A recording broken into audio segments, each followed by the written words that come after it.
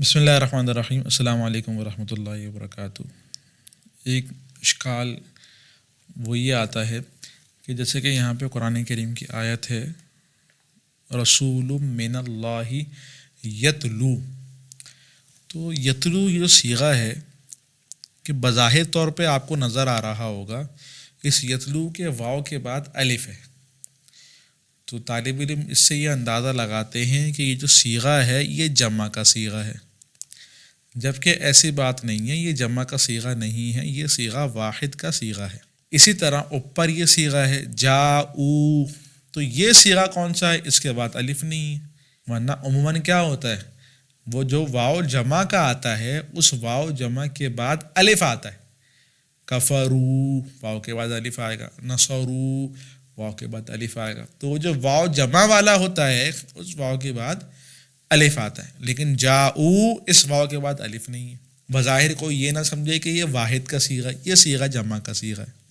صحیح، جاؤ صیغہ ہے، اس کے بعد الف نہیں ہے، لیکن صیغہ کون سا ہے؟ صیغہ جمع کا ہے. یتلو اس کے بعد الف ہے، لیکن صیغہ کون سا ہے؟ صیغہ واحد کا ہے. بات اصل میں یہ ہے کہ یہ مسئلہ رسم الخط کا ہے.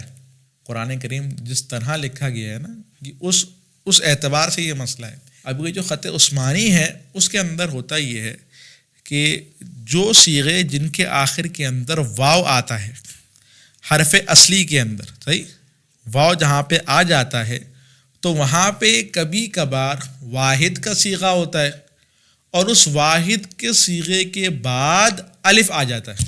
الا ان یعفون او یعفو الذی، اب یہ یعفو جو ہے اس کے بعد الف ہے. صحیح، جیسے کہ ایک آیت یہ رسول من اللہ، یہ واو یتلو، یہ واو جو ہے اس کے بعد الف آ رہا ہے. تو کبھی کبھار ایسا ہوتا ہے خط عثمانی کے اندر کہ واو کے بعد الف آ جاتا ہے. واو کون سا؟ جو حرف اصلی والا ہو.